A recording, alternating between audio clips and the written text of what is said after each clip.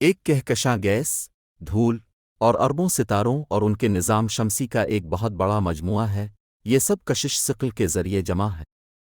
ہم زمین نامی سیارے پر رہتے ہیں جو ہمارے نظام شمسی کا حصہ ہے، لیکن ہمارا نظام شمسی کہاں ہے؟ یہ آکاش گنگا کہکشاں کا ایک چھوٹا سا حصہ ہے۔ جب آپ رات کے آسمان میں ستاروں کو دیکھتے ہیں تو آپ آکاش گنگا میں دوسرے ستاروں کو دیکھ رہے ہوتے ہیں۔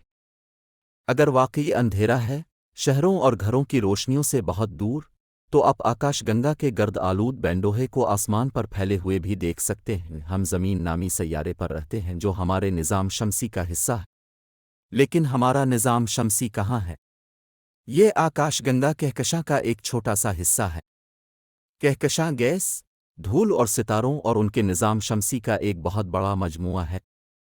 ایک کہکشاں کشش ثقل کے ذریعہ ایک ساتھ رکھی جاتی ہے۔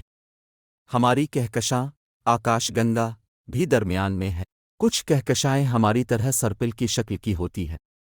ان کے مڑے ہوئے بازو ہیں جو اسے پن وہیل کی طرح دکھاتے ہیں۔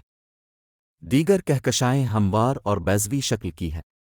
انہیں بیضوی کہکشائیں کہتے ہیں۔ اور ایسی کہکشائیں بھی ہیں جو سرپل بیضوی نہیں ہیں۔ ان کی بے ترتیب شکلیں ہیں اور بلب کی طرح نظر آتی ہیں۔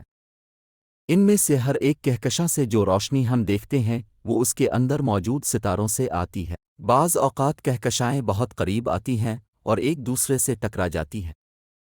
ہماری آکاش گنگا کہکشاں کسی دن ہمارے قریب ترین کہکشاں پڑوسی اینڈرومیڈا سے ٹکرائے گی۔ لیکن فکر نہ کریں، یہ تقریباً 5 ارب سال تک نہیں ہوگا۔ لیکن یہاں تک کہ اگر یہ کل ہوا تو آپ کو محسوس نہیں ہوگا۔ کہکشائیں اتنی بڑی ہیں اور سروں پر پھیلی ہوئی ہیں کہ اگرچہ کہکشائیں ایک دوسرے سے ٹکراتی ہیں، سیارے اور نظام شمسی اکثر آپس میں ٹکرانے کے قریب نہیں پہنچتے۔